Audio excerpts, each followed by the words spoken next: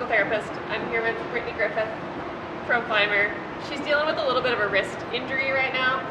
So this is perfect because we're going to teach you guys how to rice bucket effectively, not only for wrist issues, but it's awesome for any finger issues, for strengthening kind of circumferentially around the wrist and the fingers and up into the forearm. So we're going to do this with certain motions, and we'll do each motion for 30 seconds a piece, but we'll show you more quickly, and then you can time yourself.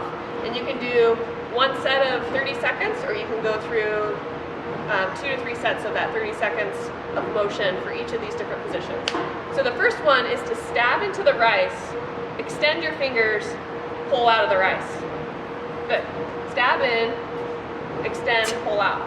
You can, you don't have strong to. rice. It's super strong. Really strong rice in here. It's high resistance rice. You can actually go in slow, go in deeper, extend, come out of the rice. Yeah.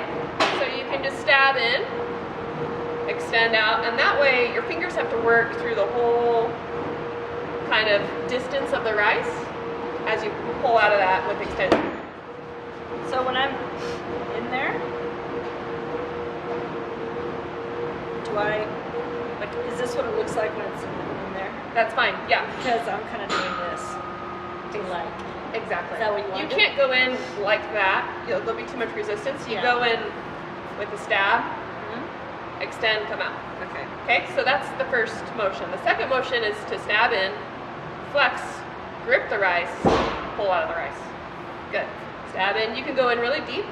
When you go in, you want to have a nice neutral wrist. You don't want to kind of collapse your wrist into the resistance. So you're trying to keep really strong through your wrist as you go into the rice.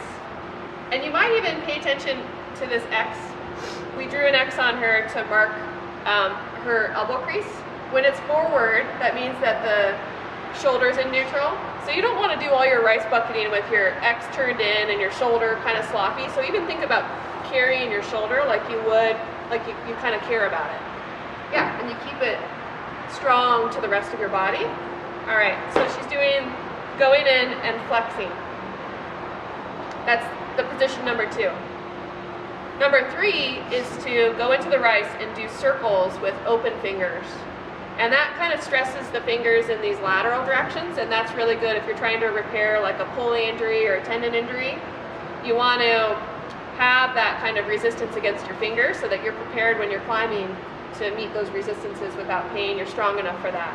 So you kind of go into the rice and you do circles that way. Okay?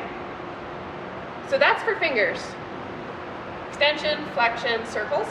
The next is for wrists, and it's simple. Just go into the rice, make a fist, and do circles with your wrist, clockwise and counterclockwise, keeping your shoulder integrated, maybe even keeping that X pointed forward. And you want to scour the rim of your circle, so you're not cheating yourself on any one direction, because we ultimately want to strengthen extension, flexion, and these side deviation motions. So when you scour the rim of your circle, you're going to hit all of those points really well. And you would do 30 seconds clockwise, 30 seconds counterclockwise. The final one is now a little bit more for your forearm, and that's where the X's come in. Because when you stab in, I want you to hold your upper arm so that that X doesn't move. It stays pointed straight ahead. You're going to go into the rice. Get straight hand? Straight hand into the rice. Bury it. X stays pointed straight ahead, doesn't move. And then you're going to rotate your forearm into what we call supination, which is palm up, and pronation, which is palm down. So now you're getting a forearm kind of wrist strengthening motion done. And you would do 30 seconds of that. So the X just stays pretty still. There'll be some twist of it, but it's not like it's turning in, because if you turn the whole thing in, now you're doing like a shoulder workout. You're not biasing the work to the forearm. That was a good one. Yeah, that's super good for elbow tendonitis. Yeah, so that right there. Yeah, and it's also good for the wrist as well. So 30 seconds of pronation, supination in the rice. And the rice bucket can be done as a warm-up. It can be done as just like a side strengthening tool.